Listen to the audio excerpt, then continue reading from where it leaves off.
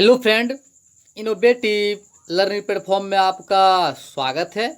दोस्त, आज है 9 अक्टूबर और 9 अक्टूबर के जितने भी इम्पोर्टेंट प्रश्न बनते हैं करंट अफेयर्स का, उसका हम डिस्कशन करेंगे और साथ ही साथ इससे जो रिलेटेड फैक्ट है वो भी देखेंगे।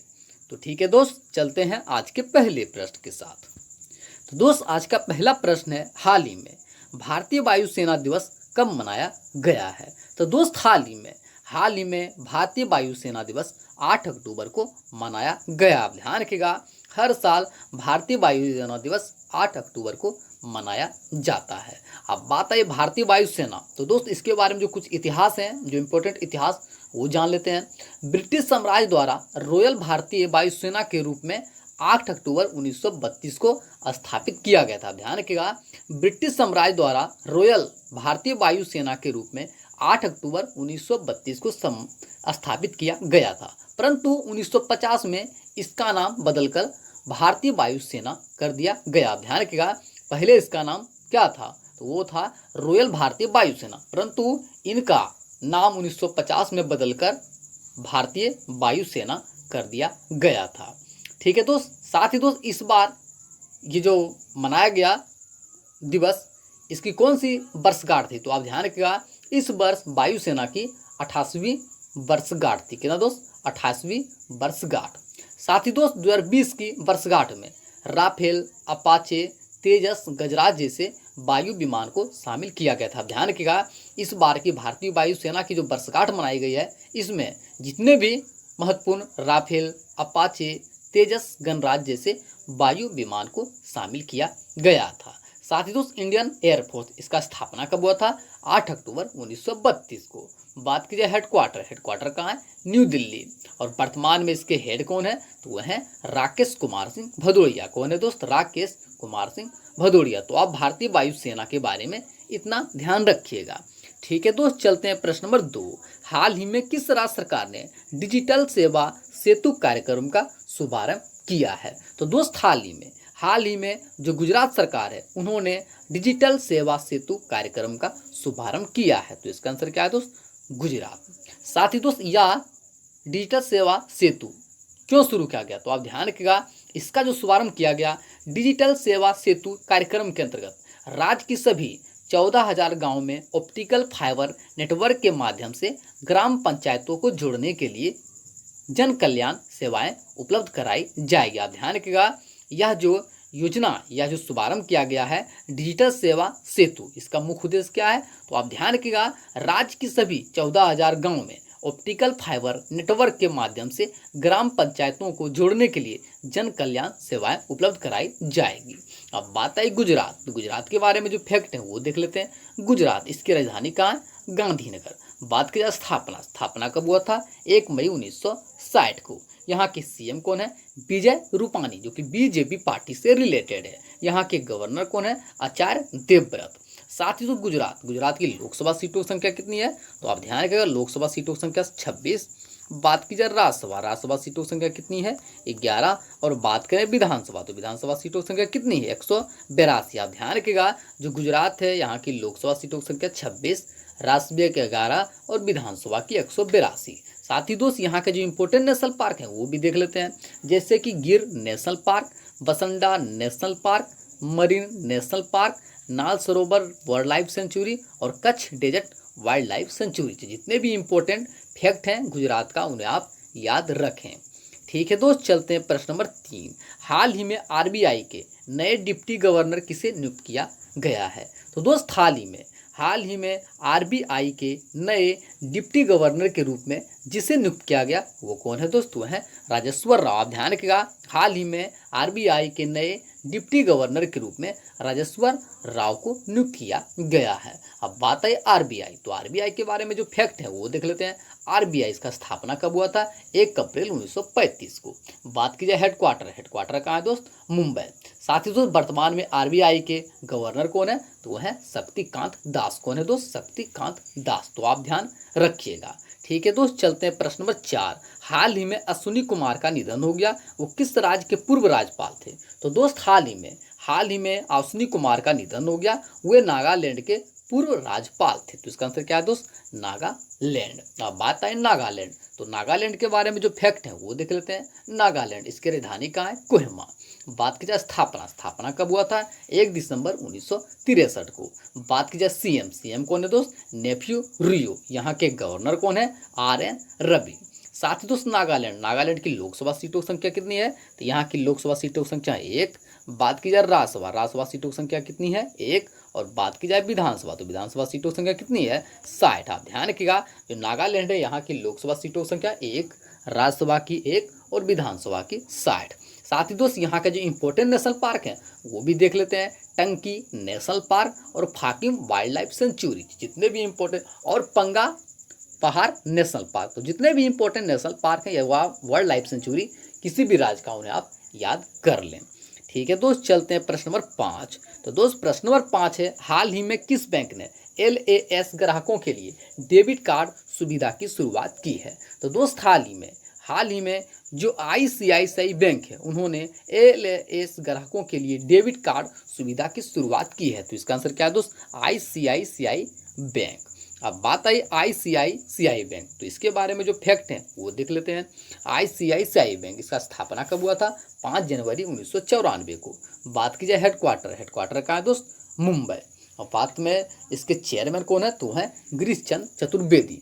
साथ ही दोस्त इसके वर्तमान में MD एंड CEO, तो वो कौन है, संदीप बख्शी। आप ध्यान रखिएगा, ICICI बैंक के जो MD एंड CEO है वो है संदीप बख्शी। ठीक है दोस्त, चलते हैं प्रश्न नंबर 6। हाल ही में वेदांतु ऑनलाइन ट्यूशनिंग प्लेटफॉर्म के नए ब्रांड एम्बेसडर कौन बने हैं। तो दोस्त हाल ही में वेदांतु ऑनलाइन ट्यूशनिंग प्लेटफॉर्म के नए ब्रांड एम्बेसडर कौन बने हैं दोस्त, तो वे बने हैं आमिर खान। आप ध्यान रखिएगा, आमिर खान को इसका ब्रांड एम्बेसडर बनाया गया है। अब बात आई वेदांतु ऑनलाइन ट्यूशनिंग, तो इसके बारे में जो फैक्ट है वो देख लेते हैं। इसका स्थापना कब हुआ था, 2011 में। बात की जाए हेडक्वार्टर, हेडक्वार्टर कहाँ है दोस्त, बंगलुरु। और वर्तमान में इसके MD एंड CEO कौन है, तो वह है वामसी कृष्णा। कौन है दोस्त, वामसी कृष्णा। तो आप ध्यान रखिएगा। ठीक है दोस्त, चलते हैं प्रश्न नंबर 7। हाल ही में किस देश का पहला कोविड क्रूसेर अवार्ड 2020 हासिल करने वाले भारतीय बने हैं। तो दोस्त हाल ही में देश का पहला कोविड क्रूसेर अवार्ड 2020 हासिल करने वाले पहले जो भारतीय बने हैं वो कौन बने हैं दोस्त, तो वो बने हैं इकबाल सिंह। आप ध्यान रखिएगा, इकबाल सिंह को यह अवार्ड से सम्मानित किया गया है। साथ ही दोस्त बात है इकबाल सिंह, इसके बारे में जो कुछ इंपॉर्टेंट जानकारियां हैं वो देख लेते हैं। इकबाल सिंह ये मुंबई के सनम धारावाहिक जैसे भीड़ भाड़ वाले शहर में कोरोना वायरस संक्रमण को कंट्रोल करने के लिए इस अवार्ड से सम्मानित किया गया। आप ध्यान रखिएगा, इनको यह अवार्ड से क्यों सम्मानित किया गया, तो आप ध्यान रखिएगा, इकबाल सिंह को ये मुंबई के सनम धारावाहिक जैसे भीड़ भाड़ वाले शहरों में कोरोना वायरस संक्रमण को कंट्रोल करने के लिए यह अवार्ड से सम्मानित किया गया है। ठीक है दोस्त, चलते हैं प्रश्न नंबर 8। हाल ही में one nation one ration card योजना के तहत तमिलनाडु को किस राज्य के साथ जोड़ा गया है। तो दोस्त हाल ही में one nation one ration card योजना के तहत तमिलनाडु को अरुणाचल प्रदेश राज्य के साथ जोड़ा गया है। तो इसका आंसर क्या है दोस्त, अरुणाचल प्रदेश। अब बात आई अरुणाचल प्रदेश, तो इसके बारे में जो फैक्ट है वो देख लेते हैं। अरुणाचल प्रदेश, इसकी राजधानी कहाँ है, ईटानगर। बात की जाए स्थापना कब हुआ था, 21 जनवरी 1972 को। यहाँ की CM कौन है, पेमा खांडू, जी की BJP पार्टी से रिलेटेड है। यहाँ के गवर्नर कौन है दोस्त, तो है BD मिश्रा। साथ ही दोस्त अरुणाचल प्रदेश की लोकसभा सीटों की संख्या कितनी है, तो लोकसभा सीटों की संख्या 2। बात की जाए राज्यसभा सीटों की संख्या कितनी है, 1। और बात की जाए विधानसभा, तो विधानसभा सीटों की संख्या कितनी है, 60। आप ध्यान रखिएगा, जो अरुणाचल प्रदेश है यहाँ की लोकसभा सीटों की संख्या 2, राज्यसभा की 1 और विधानसभा की 60। साथ ही दोस्त यहाँ का जो इंपॉर्टेंट नेशनल पार्क है वो भी देख लेते हैं, जैसे कि Namdapha national park, Mouling national park, Dibang wild लाइफ सेंचुरी। तो जितने भी इंपॉर्टेंट नेशनल पार्क हैं या वाइल्ड लाइफ सेंचुरी है अरुणाचल प्रदेश का, उन्हें आप ध्यान रखें। ठीक है दोस्त, चलते हैं प्रश्न नंबर 9। हाल ही में देहरादून सैन्य अकादमी का नए प्रमुख के रूप में किसे नियुक्त किया गया है। तो दोस्त हाल ही में देहरादून सैन्य अकादमी के नए प्रमुख के रूप में जिसे नियुक्त किया गया वो कौन है दोस्त, वो है हरिंद्र सिंह। आप ध्यान रखिएगा, हरिंद्र सिंह को इसका प्रमुख के रूप में नियुक्त किया गया है। ठीक है दोस्त, तो आप ध्यान रखिएगा, जो हरिंद्र सिंह है उन्हीं को देहरादून सैन्य अकादमी का नए प्रमुख के रूप में नियुक्त किया गया है। अब बात है उत्तराखंड, तो उत्तराखंड की राजधानी क्या है? देहरादून। बात की जाए स्थापना कब हुआ था? 9 नवंबर 2000 को। इसकी राजधानी कहाँ है दोस्त? आप ध्यान रखिएगा, उत्तराखंड की दो राजधानियां हैं, पहली गैरसैंण जो कि समर कैपिटल है और दूसरी है देहरादून जो कि विंटर कैपिटल है। यहाँ के सीएम कौन है? त्रिवेंद्र सिंह रावत जो कि बीजेपी पार्टी से रिलेटेड है। यहाँ के गवर्नर कौन है दोस्त? तो बेबी रानी मौर्य। साथ ही दोस्त उत्तराखंड की लोकसभा सीटों की संख्या कितनी है? तो यहाँ की लोकसभा सीटों की संख्या 5। बात की जाए राज्यसभा सीटों की संख्या कितनी है? तो ये है 3। और बात करें विधानसभा सीटों की संख्या कितनी है?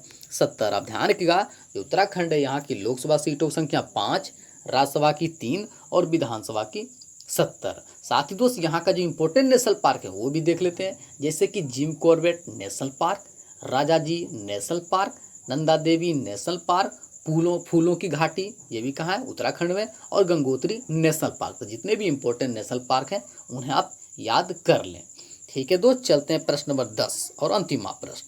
हाल ही में किस राज्य सरकार ने विक्टोरिया मेमोरियल भवन में पुनर्निर्मित बापू संग्रहालय का उद्घाटन किया है? तो दोस्त हाल ही में जो आंध्र प्रदेश सरकार है उन्होंने विक्टोरिया मेमोरियल भवन में पूर्ण निर्मित बापू संग्रहालय का उद्घाटन किया है। तो इसका आंसर क्या है दोस्त? आंध्र प्रदेश। अब बात है आंध्र प्रदेश, तो आंध्र प्रदेश के बारे में जो फैक्ट हैं वो देख लेते हैं। बात करें स्थापना कब हुआ था? 1 नवंबर 1956 को। साथ ही दोस्त आंध्र प्रदेश की राजधानी कहाँ है? तो आप ध्यान रखिएगा, आंध्र प्रदेश की 3 राजधानियां हैं। पहली अमरावती जो कि लेजिस्लेटिव कैपिटल है, दूसरी कुर्नूल जो कि जुडिशियल कैपिटल है, और तीसरी है विशाखापट्टनम जो कि एग्जीक्यूटिव कैपिटल है। आप ध्यान रखिएगा, आंध्र प्रदेश की 3 राजधानियां हैं। पहली अमरावती जो कि लेजिस्लेटिव कैपिटल है, दूसरी है कुर्नूल जो कि जुडिशियल कैपिटल है, और तीसरी है विशाखापट्टनम जो कि एग्जीक्यूटिव कैपिटल है।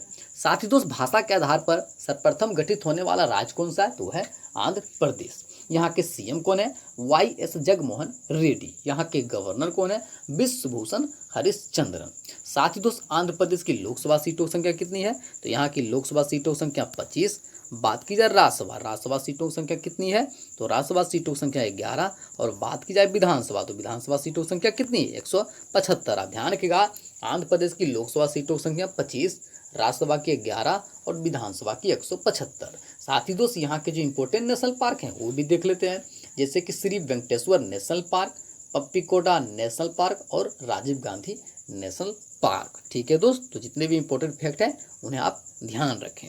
ठीक है दोस्त, चलते हैं आज का आंसर ऑफ द डे। हाल ही में किस राज्य सरकार ने कक्षा 8 तक के छात्रों के लिए ऑनलाइन रेडियो पाठशाला कार्यक्रम का शुभारंभ किया है? तो इसका आंसर क्या है दोस्त? ओडिशा। सभी दोस्तों ने सही उत्तर दिया था, इसका आंसर क्या था? ओडिशा। ठीक है दोस्त, चलते हैं आज का क्वेश्चन ऑफ द डे। हाल ही में किस राज्य के मुख्यमंत्री ने युद्ध प्रदूषण के विरुद्ध अभियान का शुभारंभ किया है? तो ठीक है दोस्त, इसका आंसर आप कमेंट बॉक्स में दीजिएगा। जितने फ्रेंड जो हमारे साथ प्रतिदिन जुड़ते हैं, कृपया इस प्रश्न का उत्तर आप कमेंट बॉक्स में दें। साथ ही दोस्त, यदि आपको पीडीएफ चाहिए तो कृपया डिस्क्रिप्शन के नीचे लिंक से आप पीडीएफ को डाउनलोड कर सकते हैं, या तो हमारा ग्रुप है इनोवेटिव लर्निंग प्लेटफॉर्म के नाम से टेलीग्राम पर, आप वहां से भी पीडीएफ को डाउनलोड कर सकते हैं। आपके पास दोनों ऑप्शन है, आपकी मर्जी, आप जहां से भी चाहे तो पीडीएफ को डाउनलोड कर सकते हैं। ठीक है दोस्त, थैंक यू सो मच।